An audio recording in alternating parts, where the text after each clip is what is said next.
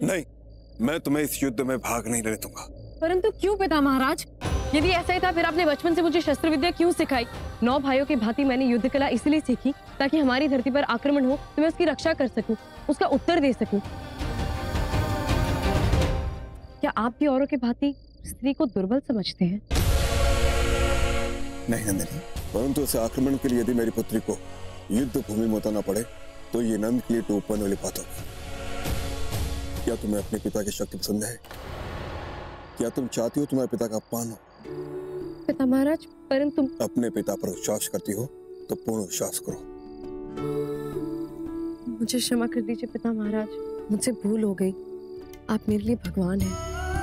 यदि आप चाहते कि मैं इस युद्ध में हिस्सा ना लूं तो मैं नहीं जाऊंगी।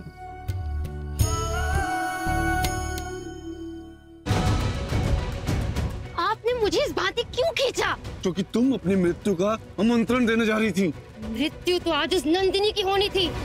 यदि वो नंद बीच में ना आता तो तुम उसे मारोगी? क्यों नहीं? नंद को सबसे अधिक प्रिय है ना वो। जिस नंद ने मेरी माँ को इतने वर्षों तक बंदी बना के रखा, इतने वर्षों तक मुझसे दूर रखा, उसी नंद की सबसे प्रिय चीज मैं उससे छीन लेना चाहती हूँ। बंदी बनाकर रखा? हाँ मामा, माँ यही है। पाटलिपुत्र के कारागार में मैंने खुद उन्हें अपनी आंखों से देखा।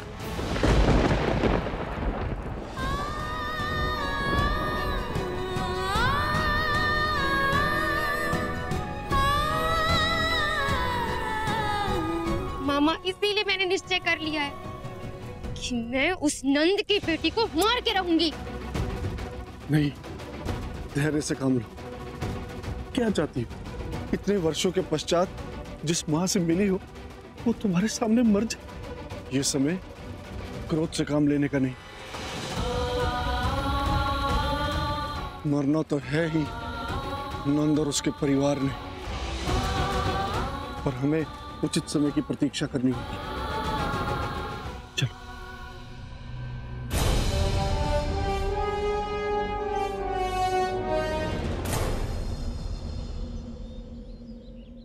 हेलो, कौन हो तुम? कहाँ जा रही हो? हम राजकुमारी नंदिनी की खास दासी हैं। भीतर जो बंदी है उनके लिए राजकुमारी ने भोजन भेजा है। अरे अब जाने दोगे आप? बताएं हम राजकुमारी नंदिनी को।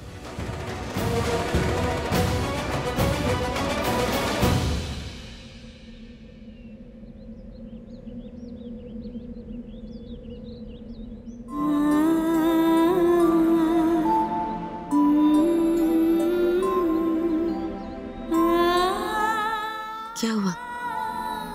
क्यों रो रही हो? महाराजा शकुनी के बारे में बात करनी थी। यदि कभी शत्रु के आक्रमण के कारण या किसी भी कारण एक दूसरे से बिछड़ना पड़े तो पहचान कर भी हमें अनजान रहना होगा, ताकि हम एक दूसरे से मिल सके और इस बात का शत्रु को भान तक न हो। परंतु कैसे मुहूर्त दीदी? इसके लिए हमें कुछ शब्द संकेतों का प्रयोग करना होगा, जैसे कि महाराज शकुनी।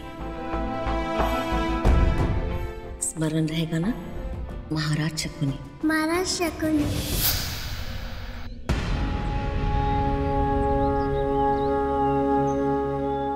क्या कहा तुमने? महाराज शकुनी? या देवी सर्वभूतेषु मारूपेण संस्थिता। नमस्तस्यै नमस्तस्यै नमस्तस्यै नमो नमः। या देवी सर्वभूतेषु शक्तिरूपेण संस्थिता। नमस्तस्यै नमस्तस्यै नमस्तस्यै नमो नमः। छाया?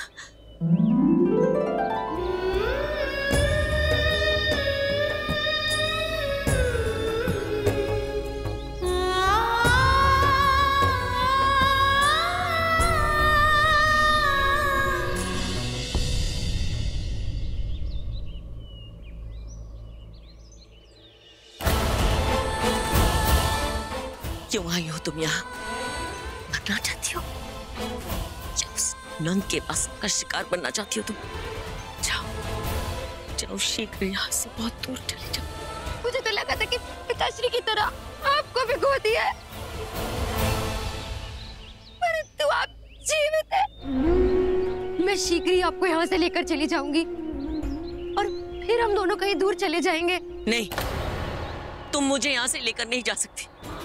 तुम जाओ यहाँ से कहीं दूर चली जाओ, जाओ। मैं आपको इस दशा में छोड़ के नहीं जाऊंगी। अगर किसी को यहाँ पता चल गया कि तुम मेरी पुत्री हो तो बहुत बड़ा अनर्थ हो जाएगा। जाओ यहाँ से, जाओ जाओ। कह दो नंद की पुत्री से मुझे कुछ नहीं चाहिए। मैं अगर जीवित हूँ तो केवल उस नंद के वंश का विनाश देखने के लिए। जाओ कह दो, मगध का विनाश एक दिन होकर रहेगा। जाओ जाओ।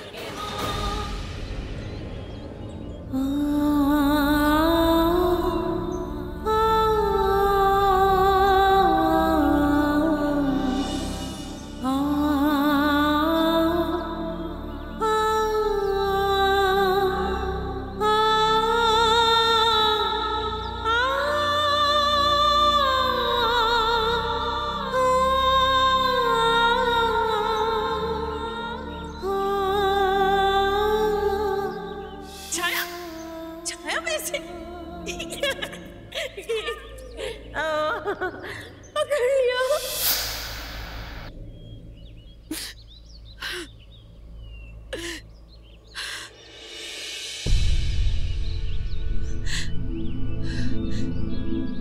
धन्य प्रभु, धन्य। कम से कम इसे तो जीवित रखा।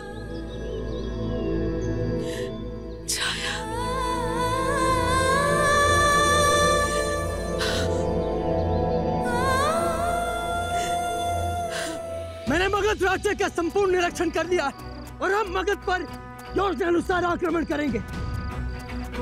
किंतु एक बात का स्मरण रहे कि अंधेरे में चलाया गया तीर कभी भी अपने लक्ष्य पर नहीं लगता है। इसलिए हमारे पास केवल एक और अंतिम अवसर मिलेगा उन पर आक्रमण करने का और हमें उसी में सफल होना है। इसलिए आप सब मगध, उसकी राजधानी और उसकी महल की संरचना सुन और समझ ले। शत्रु हमारे महल को चारों ओर से घेर कर हम पर आक्रमण करने का प्रयास करेंगे। उसके उत्तर में हमारी सैनिक टुकड़ियां बाहर उनके स्वागत के लिए तैयार हैं। जैसे ही वो हमारे महल को चारों ओर से घेरना प्रारंभ करेंगे, हमारी सैनिक टुकड़ियां उन पर आक्रमण कर देंगी। दोनों तरफ से आक्रमण देख हमारे शत्रु डर जाएंगे और हम बिना किसी भारी हानि के उन पर विजय पा सकेंगे। नंदिनी, तुम्हें क्या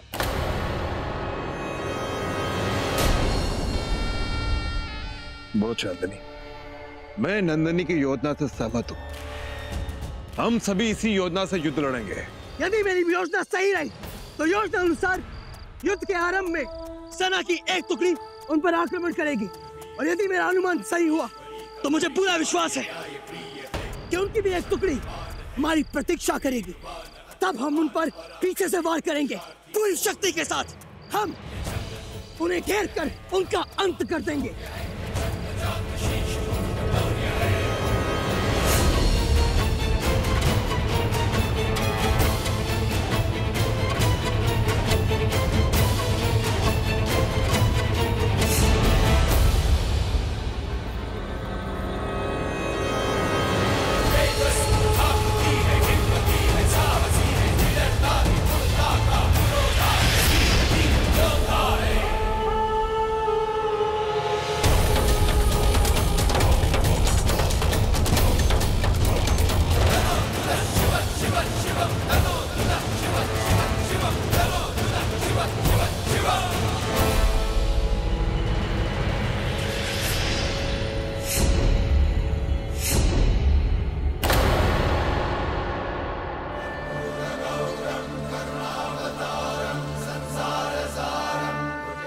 विजयी भव।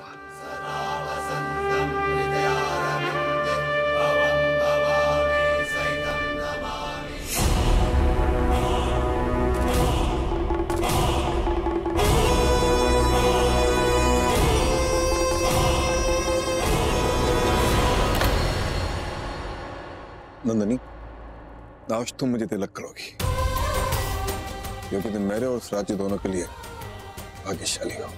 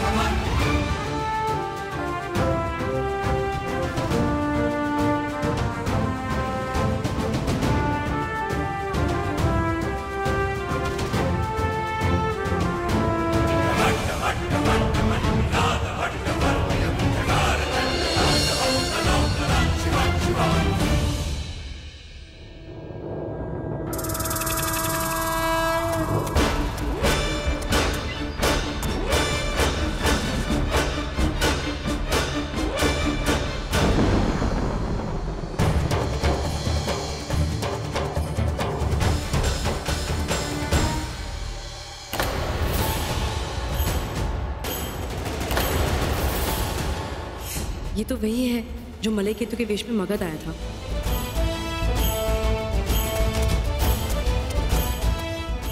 मैं राजा पर्वतक का पुत्र कुमार मलय केतु। परंतु आप यहाँ क्या कर रहे हैं? अब इसमें भी दोष इस महल की सुंदरता का है। इसे देखते ही देखते मैं कब अपने मार्ग से भटक गया पता ही नहीं चला। आप समझ आए इसके राज्य भवन में आने का उद्देश्य क्या था? कि मगध राजभवन की सुरक्षा व्यवस्था जानने आया था।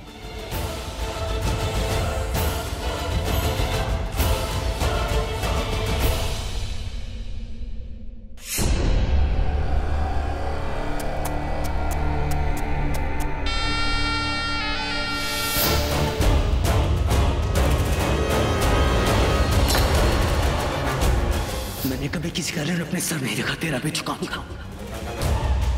तू बस कितनी स्मरण रखना।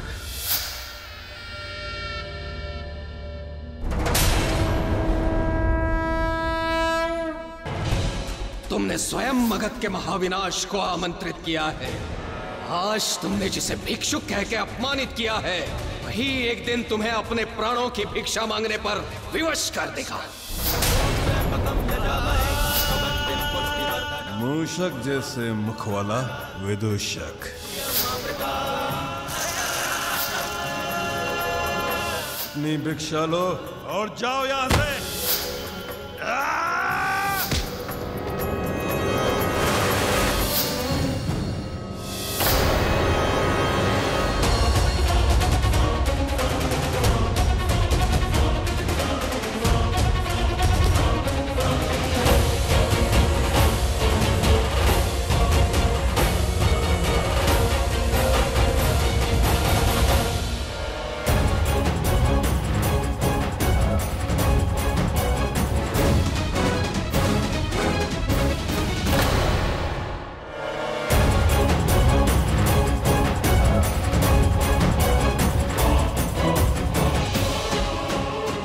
मगध की वीरों, ये वो सेना है जो तुम सबसे लोहा लेने आई है। एक बहरूपिया और एक दरिद्र ब्राह्मण और कुछ छोटे मोटे डाकू जिनका स्थान मगध के बंदीगृह में है, और कुछ छोटे मोटे राजा जो मगध के द्वारपाल बनने में भी सक्षम नहीं है। ये वो सेना है जो महापद्मानंद और उसकी महासेना को जीतने का स्वप्न लेकर आई है।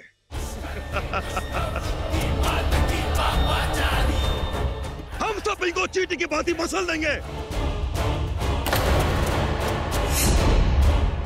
उस दिन तो तू बच गया था भैरू पे, परंतु आज तेरी मृत्यु ने तुझे मेरे समक्ष खड़ा कर दिया है।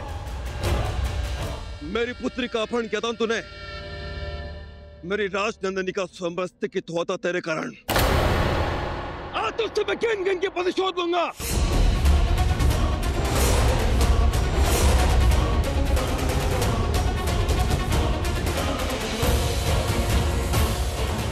नंदवंश की जय, महापद्मानंद की जय, नंदवंश की जय।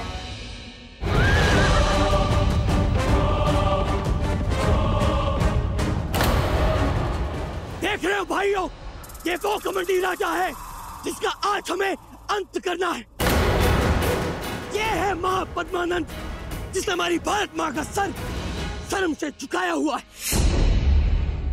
और हम सब उसी भारत माँ के आंचल से निकले हुए हैं। वनों से, पर्वतों से, भिन्न भिन्न राज्यों से हम सब यहाँ एकत्र हैं। ना ही हमारी भाषा एक है, ना ही हमारी बोली एक है, ना ही हम एक ध्वज के तले हैं, किंतु जो एक बात हम सब में समान है वो ये है कि हम सब हमारी भारत माँ के संतान हैं। और आज युद्ध भूमि में हम एक सैनिक की तरह नहीं, बल्कि भाइयों की भांति युद्ध भूमि में युद्ध लड़ेंगे और महापद्मानंद और इसके वंश का विनाश करेंगे। क्योंकि अपनी आंखों पर लालच की पट्टी बांधे इन राजाओं का केवल एक धर्म है, वो है धन। वो है अपनी प्रजा का विनाश और खुद का विकास। और मेरे आचार्य चाणक्य की नीति अनुसार ऐसे राजाओं का विनाश होना चाहिए। इसलिए आज हम सब मिलकर अपनी भारत मां का ऋण चुकाएंगे अपनी भारत माँ का कर्तव्य पूरा करेंगे। तो क्या हम सब तैयार हैं?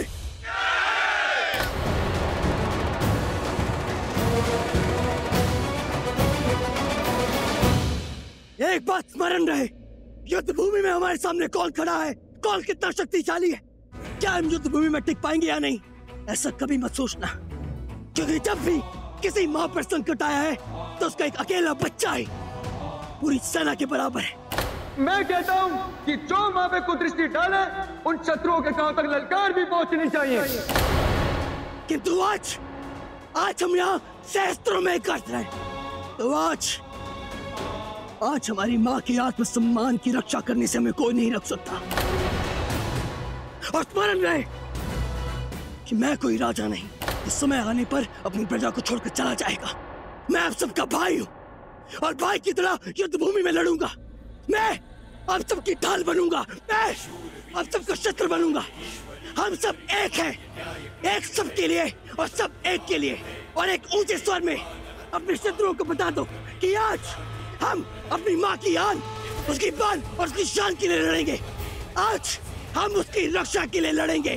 चंद्र की जय, चंद्र की जय।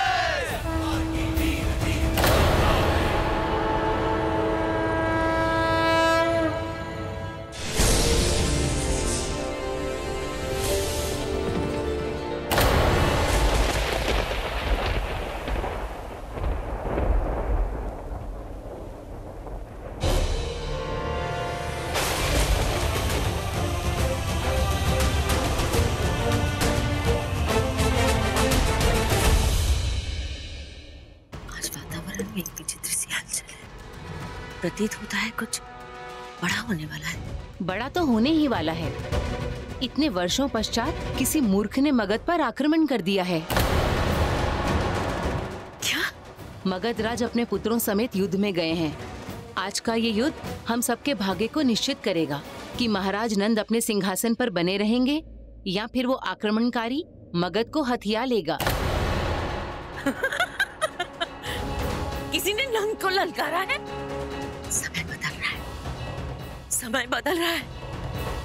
परंतु किसने नंद को ललकारा? उसी युवक ने जिसे तुमने कारागृह से भागने में मदद की थी। क्या किया तुमने? उसका इनकार तोड़ा है जो मगध के सिंहासन का पात्र नहीं है।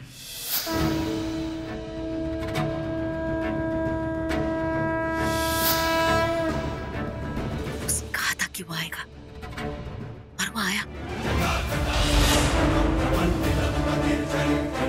अब मुझे प्रतीक्षा है मेरे पुत्र के लौटने की,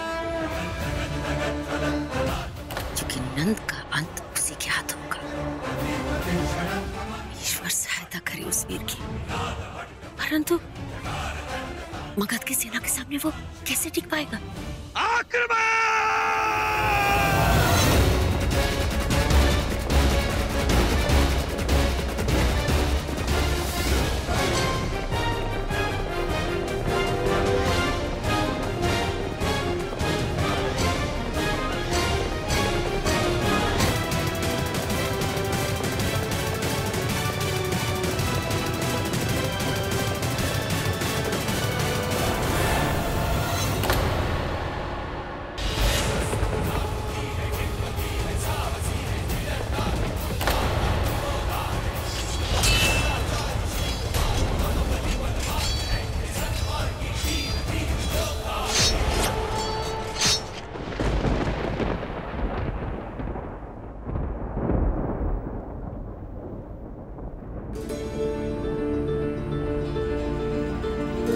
तू आने में जितना धीरज दिखा रहा है ना चंद्र, उससे कहीं अधिक धीरज से मैं तेरी राह देखूंगी। जो आशीर्वाद मैं तुझे सदा देती हूँ, वो आशीर्वाद मैं आज एक युवक को देना चाहती हूँ, जिसने एक अन्यायी राजा के सामने अपना सर को उठाया है।